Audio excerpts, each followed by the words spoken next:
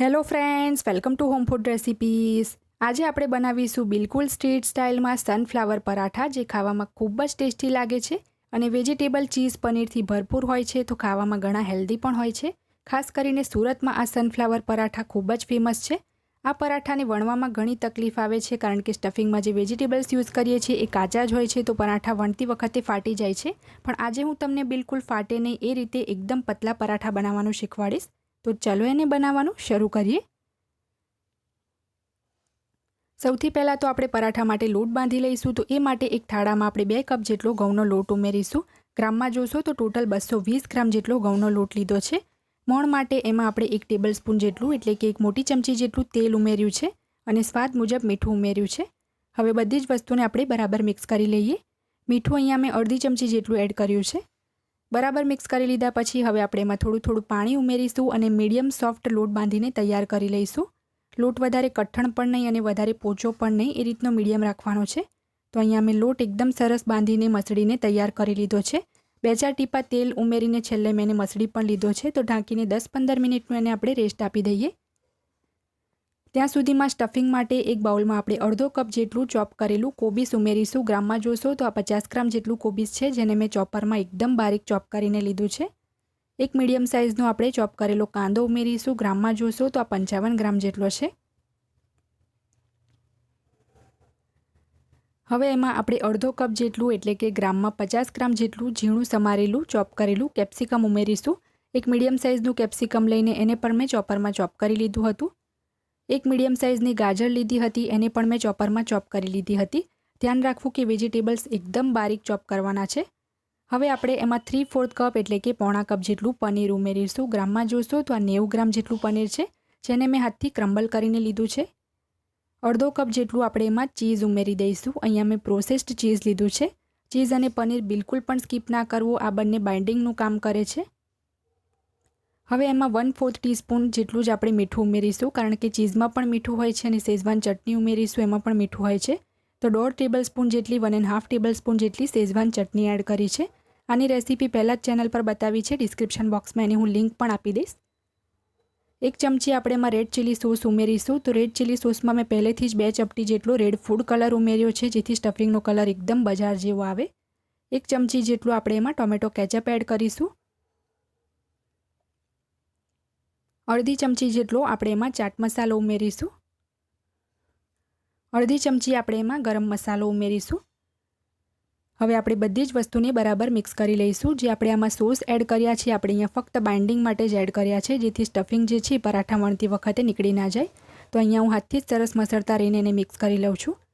તો આ સ્ટફિંગ જે છે અહીંયા મેં એકદમ સરસ રીતે મિક્સ કરી લીધું છે. અને મીઠું આની અંદર મેં ચાખ્યું છે, તો મને થોડું મીઠું ઓછું લાગ્યું છે, તો સ્વાદ અનુસાર એમાં હું થોડું મીઠું પણ એડ કરી દઉં છું. ફરીથી એકવાર એને આપણે મિક્સ કરી લઈએ અને હવે આપણે બિલકુલ પણ રાહ નથી જોવાની, તરત જ પરાઠા બનાવવાનું શરૂ કરી લઈશું. જેથી મીઠું ઉમેર્યું છે તો સ્ટફિંગમાંથી પાણી ના છૂટે. તો લોટને પણ અહીંયા 10 મિનિટનો રેસ્ટ મળી ગયો છે. એકવાર એને ફરીથી આપણે મસળી લઈએ અને હવે એમાંથી આપણે મીડિયમ સાઇઝના લુવા બનાવીને તૈયાર કરી લઈશું. તો આ રીતના મીડિયમ સાઇઝના લુવા બનાવીને સૂકા ઘઉંના લોટમાં લપેટીને આપણે એક મોટી સાઇઝની રોટલી વણી લેવાની છે.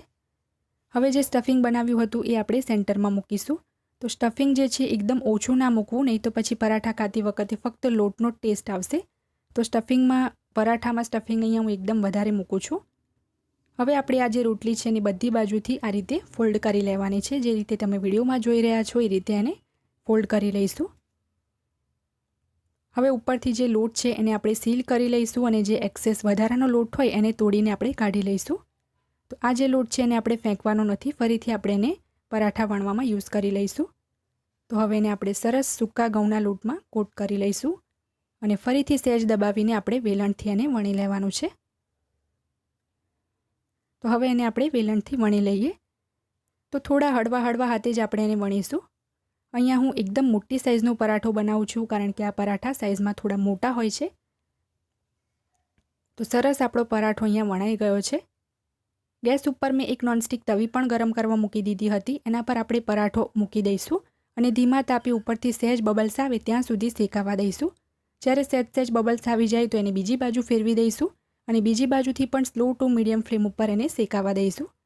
નીચેથી પણ પરાઠો સરસ શેકાઈ જાય તો પરાઠાની ઉપર અને સાઈડ ઉપર થોડુંક તેલ એડ કરીશું અને બીજી બાજુ ફેરવીને જારાથી દબાવીને આપણે એને શેકી લઈશું.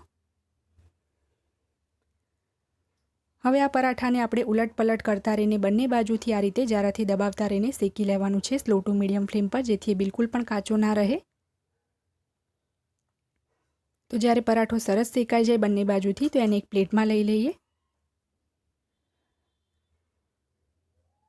તો સેમ આ જ રીતે એક પરાઠો મેં બીજો પણ વણીને રાખ્યો હતો, એને પણ તવા પર મૂકીને જે રીતે આપણે પહેલે પરાઠો શેક્યો એ જ રીતે એને શેકી લેવાનો છે.